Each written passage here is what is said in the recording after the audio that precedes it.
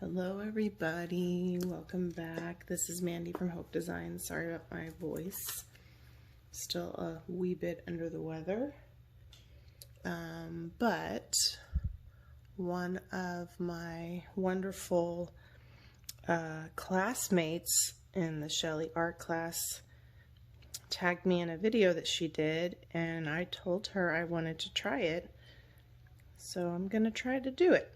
So Muna, this is for you, and I'm going to tag her channel, excuse me, and link it for you below. She does a lot of really helpful videos, and she is just as sweet as can be. So you should subscribe if you're not a subscriber to her channel. She offers a lot of really great tips, and she posts fairly often, so it's nice to keep up with what she's doing. So she did these hexagon tiles with a black pillow. I'm using, excuse me, Colourplace Black Onyx Satin. She used, I think, Sherwin-Williams Color to Go and Tricorn Black. And I have my spinner mostly to contain the mess.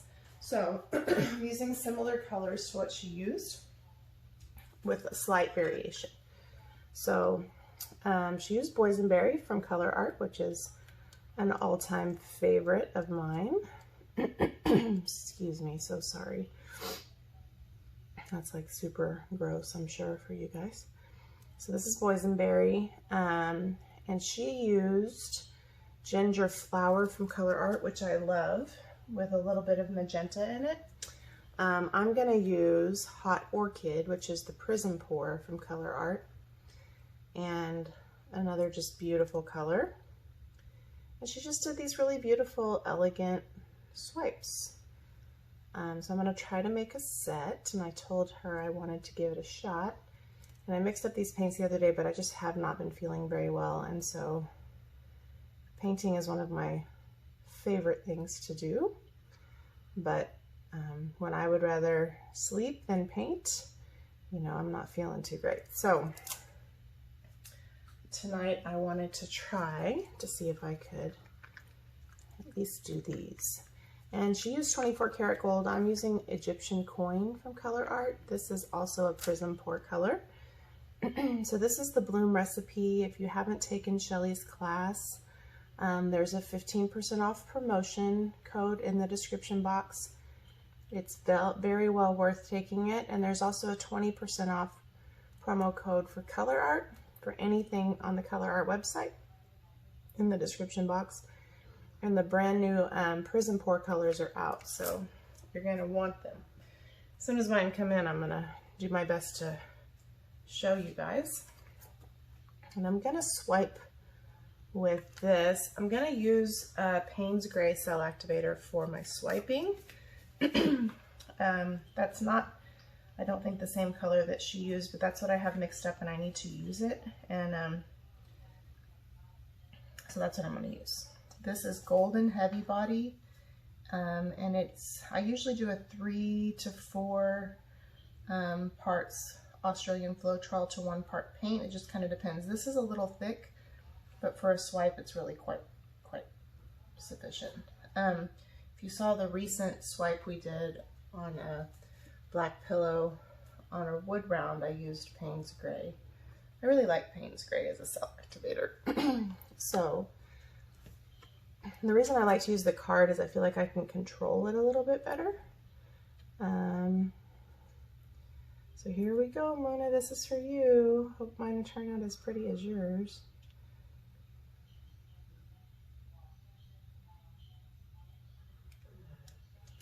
I really enjoy swipes using the bloom recipe, like, a lot. And I mostly put it on the spinner so that I could, excuse me, do that and not necessarily have to pick up my mess. So I'm going to give it a second for the cells to develop, and I'm probably going to tilt it. I feel like I lost my gold a little bit, but I think it's going to come up when we tilt it. And I feel like I'm forgetting to tell you guys something. Oh, I do get questions about where I got my spinner. I got my spinner on Amazon, and I do have it linked below. People also ask me why I use foil to cover it. I know it's like super distracting for the video, and I'm sorry, but it's economical and it's an easy way to cover it. And I think I need to let it sit for a little bit longer. Maybe not. Anyway, it's an easy way for me to cover it, and I can peel the paint off of it pretty easily, so that's one of the reasons I use it. Sometimes if I'm gonna spin, I just fold up some tape underneath and help it kind of adhere to the bottom a little bit so it doesn't go flying off. But for the most part, unless you spin real crazy, which I have before, it doesn't usually go flying off. So now what I'm trying to figure out is which direction should I tilt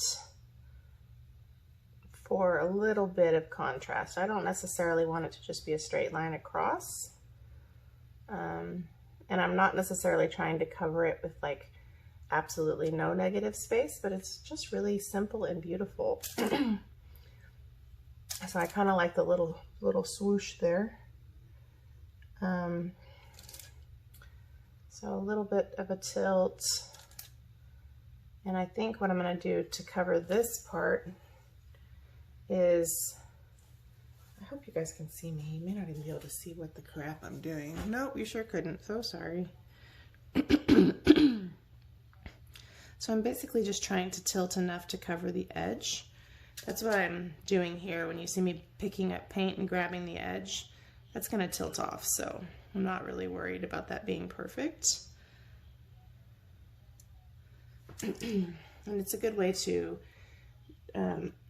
make sure that you have enough paint to not have to overstretch, but we are going to have to get enough paint off of here so it won't crack. So I think now that we've kind of gone that direction, I don't know if I want to go this direction because I feel like I'm just tilting everything off that I just kind of tilted in a different direction. So when you're tilting, you kind of want to tilt based on what you want to keep versus what you're okay with losing. So I really like these cells. So I also really like these cells, but for the contrast, I kind of need the gold. So if I have to pick which one's gonna have to go,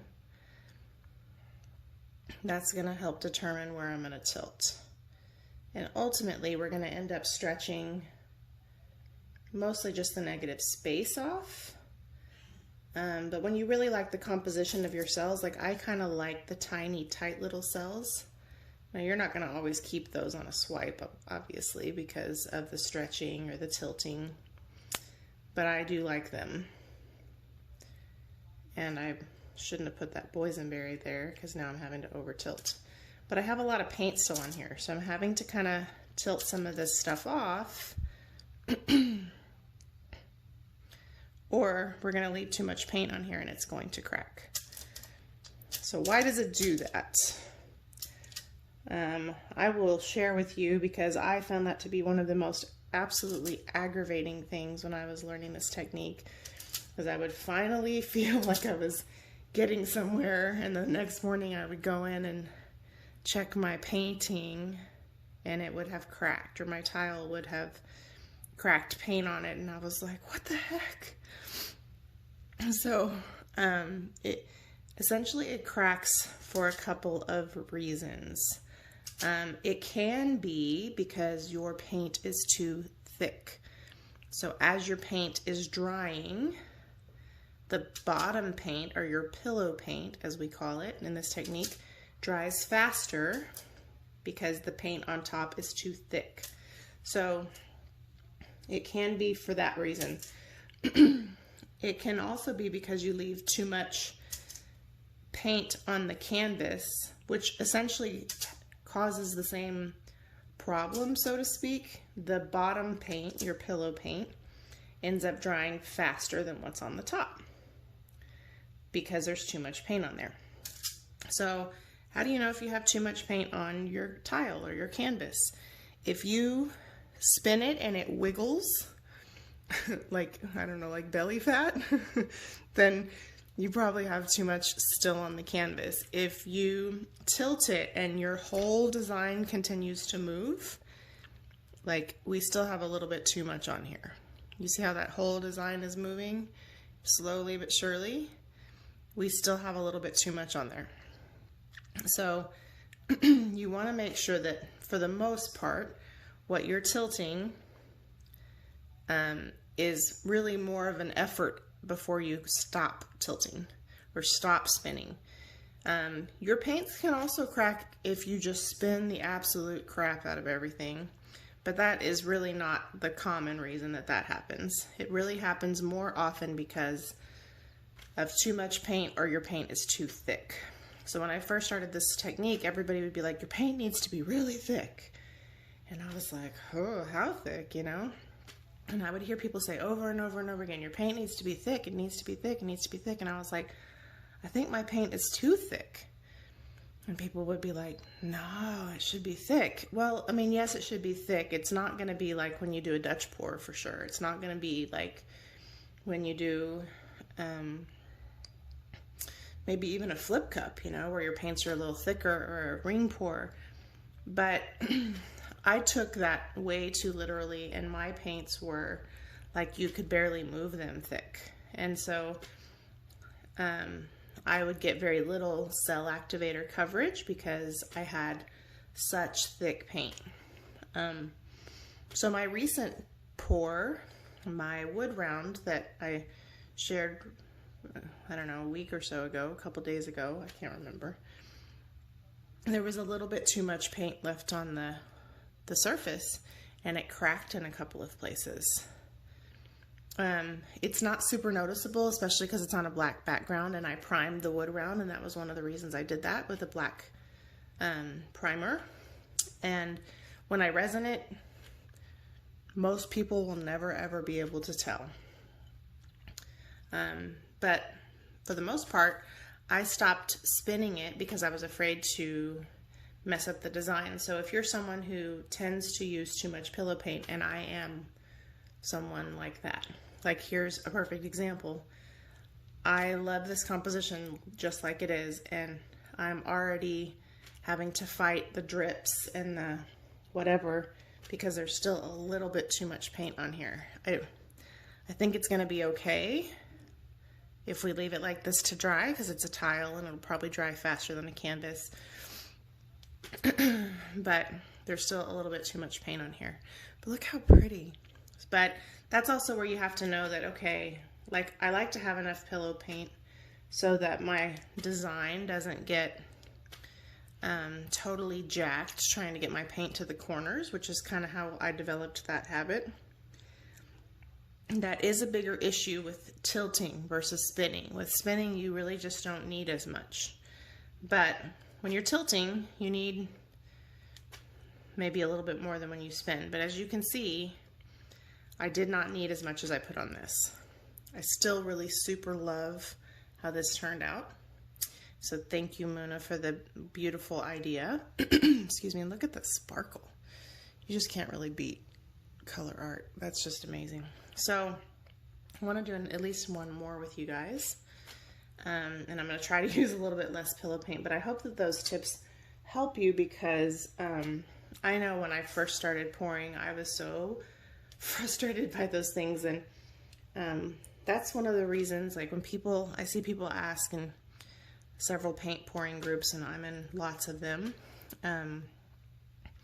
is it worth paying for the course? Excuse me. Yes, it is. Even if you learn the technique by watching other artists, which is totally fair. I learned the technique before I took it from Shelley. I had practiced, you know, the American Floetrol recipes. I had practiced several recipes.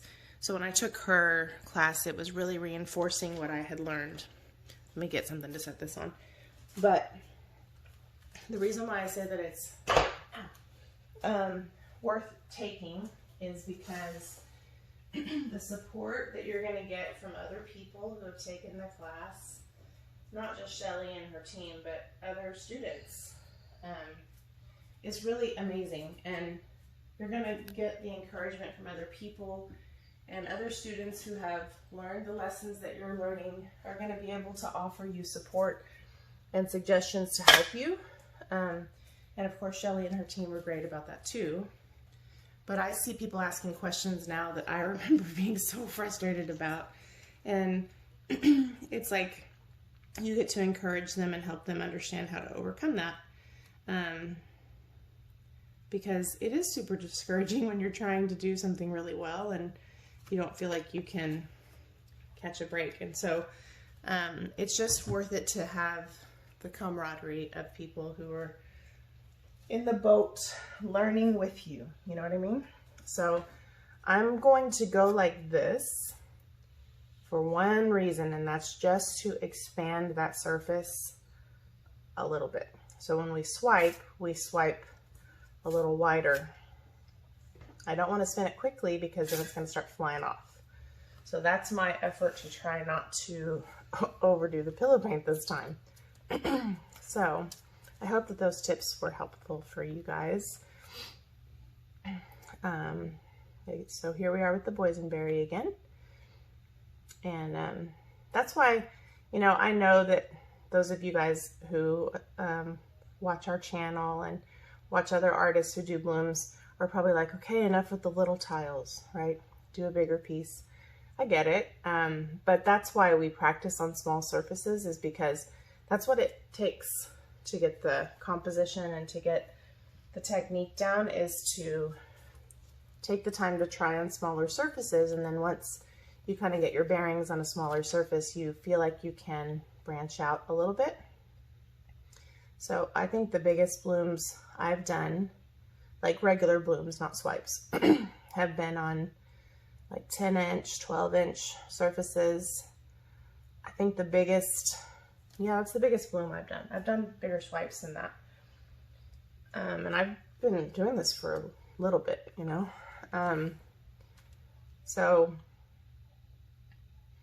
when I say, like, you have to be patient with the process, you know, several artists will tell you, if you're new to acrylic pouring and you're jumping right into Shelley's class, you have to be patient with yourself because this is an advanced technique. And I don't know that I would tell people not to do it before they try other acrylic pouring. I will say, if you're gonna jump right into it, you need to be patient with yourself and enjoy the process, and occasionally go do something that's just a lot easier. Like, I still like to do regular acrylic pouring, flip cups and all that stuff. So just give yourself the grace to learn what you're doing and take a break and do something just for the heck of it sometimes. I think seasoned bloomers still do that. Sometimes I think all of us still go, you know what, I'm gonna do something completely different just to do something different. And so, but that's why you see a lot of us do this technique a lot, because it does require quite a bit of practice. And so, and if you kind of get out of the habit, it's kind of hard to break that rut. So just so you have a little appreciation for where some of your artist friends are at when they're practicing. Okay, we're gonna swipe. Let's see how we do on this one. Hopefully less pillow paint situation. I went way heavy-handed just now. And because my thing was curling up a little bit, I didn't do the greatest job right there, and I'm tempted to fix it.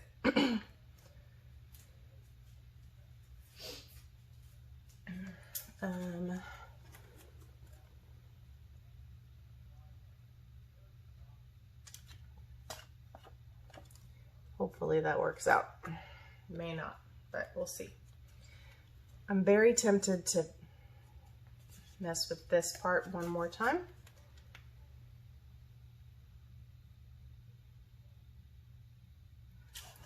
I'm probably just going to end up tipping that part down, but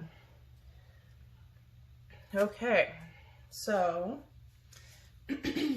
ideally, hopefully you can kind of see what's going on this time. You can see how neat I am. So pretty cool. My card was kind of curled like that, and so we didn't do too great right there.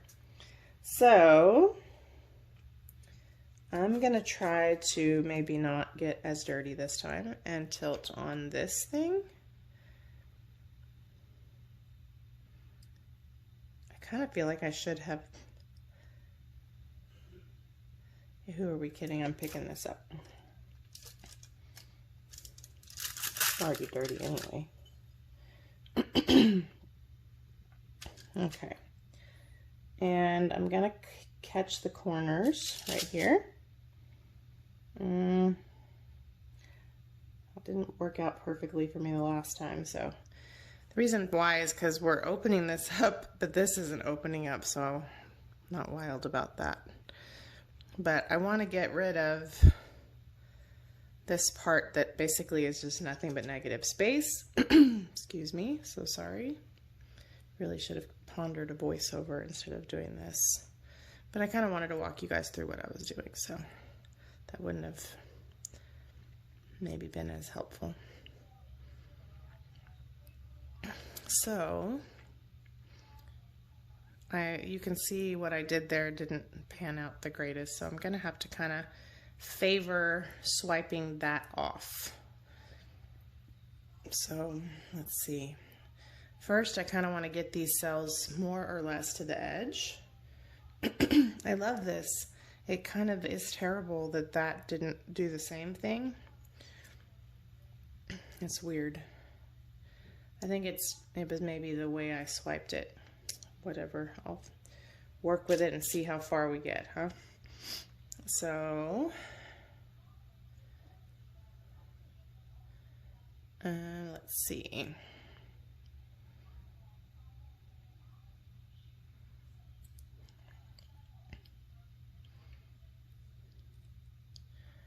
I love the colors in this. I don't mind a little negative space over here on the Boysenberry side. I feel like we got to open this up a little bit, so I'm going to tilt gently this way, just because there's so much space we have to cover. And then I need to tilt back this way.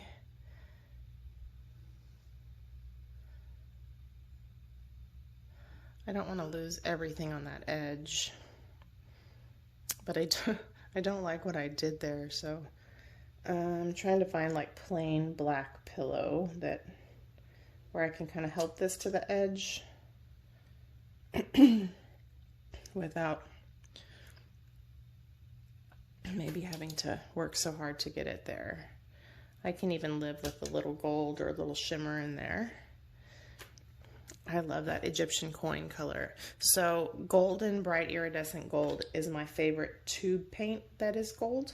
And I just love how bright and kind of in your face it is. And Egyptian coin, the Prizm pour gold that we're using here, really reminds me of that color. So I was super happy when the color was similar to the color I like so much already. We're hesitating to do this, but I want to help it get to the edge. So I really wish those cells were consistent with what's up there, because I hate to tip them off, but that's probably the direction we're about to go. We're going to have a little bit less negative space on this one, I fear, because of some of the composition issues in the swiping. However, what I think is cool about this, so even though I don't love that that's not consistent, I do still really like it. And if some of the paint didn't have to go, I would be tempted to keep it. The Boysenberry side looks like a rose at the top. So that's pretty cool. And I like how complex it is. One of my other favorite things about this technique is that not everything has to be like composition-wise the same for it to go together. I think that just allows for so much wiggle room for creativity, but also for things that don't go the way you plan. I mean, that's just kind of the way this fluid art thing goes, you know.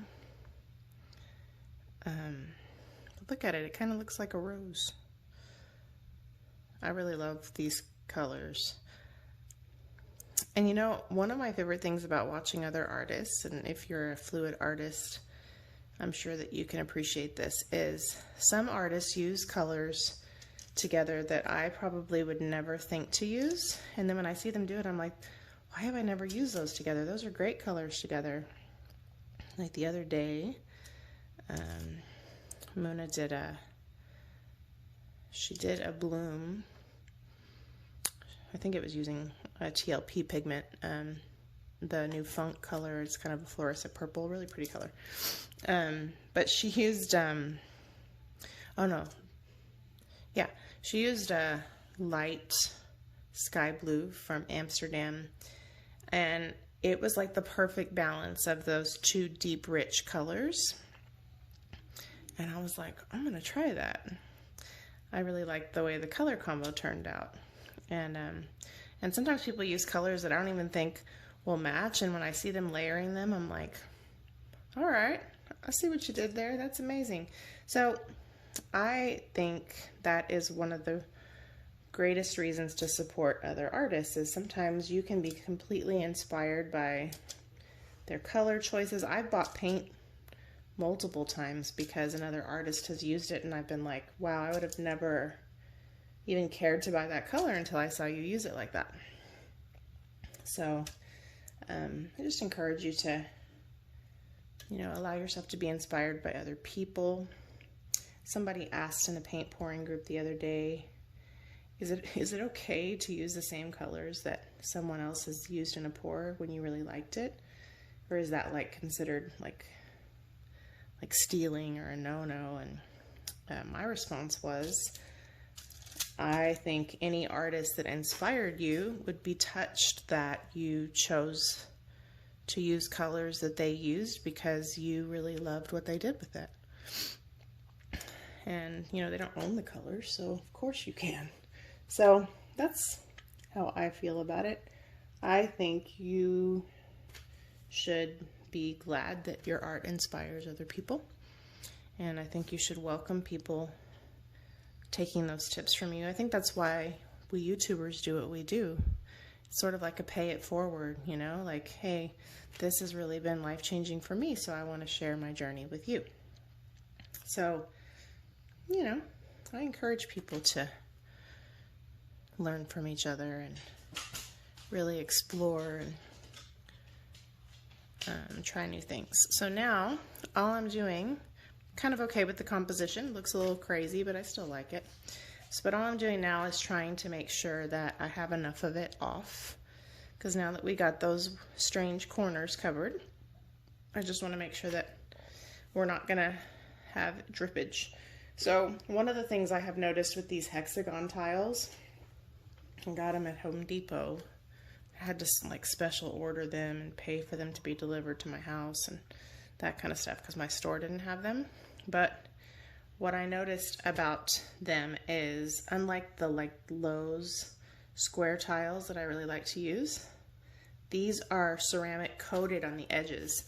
So the paint tends to drip a little bit easier than the kind of rough grout type edges that a square tile might have. And so you really have to monitor your drips a little bit better with these than you do perhaps some others. So that's just a heads up. I had the very first set I did of hexagon tiles, which is on our channel. I redid those like light blue violet opal ones on a hexagon tile. So, you know, I can't get this weird part off. And they were so beautiful. The composition was beautiful. Like if you see the video, they turned out so nice. Well, I guess I either left too much paint on or my cell activator was too old or whatever. And the drips caused all of the cells to warp a little. I was so furious. I still resin them because a lot of people, thank you if you were one of them, told me they still liked them and they were still beautiful.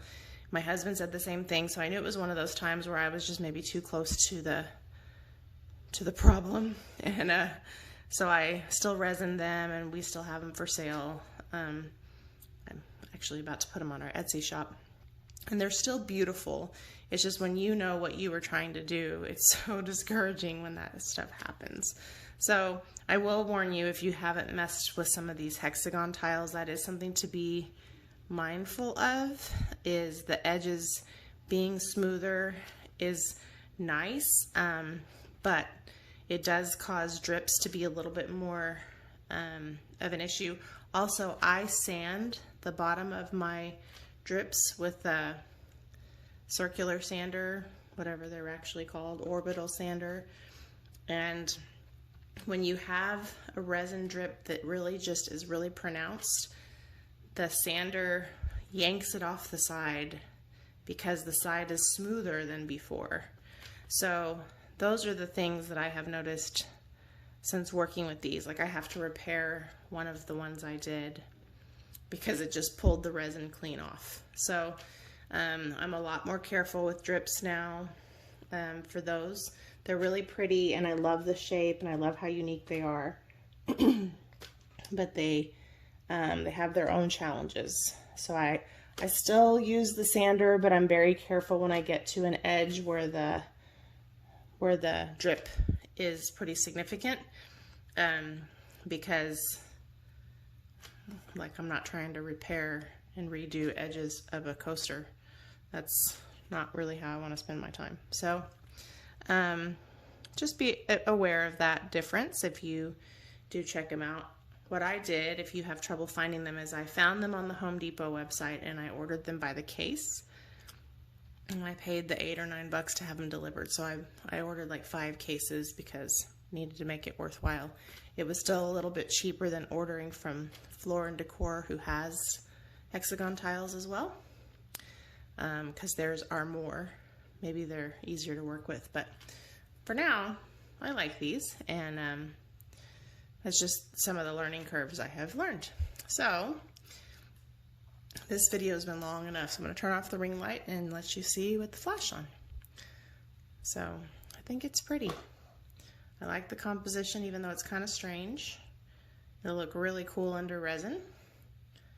So yeah, let me know where you're watching from. I love what you guys have been sharing, where you're watching from. That's so encouraging to just kind of learn where all of you guys are all around the world. Let me know what you think of the composition and the colors. If you're subscribing, thank you so much. If not, we would love for you to join us. Please like and subscribe, leave a comment, let us know what you think. Our social media links are below. Etsy shop link is also below. And so is our email if you see anything that you are interested in before it goes up on Etsy. But thank you again for watching, and have a great day. Stay safe, everyone.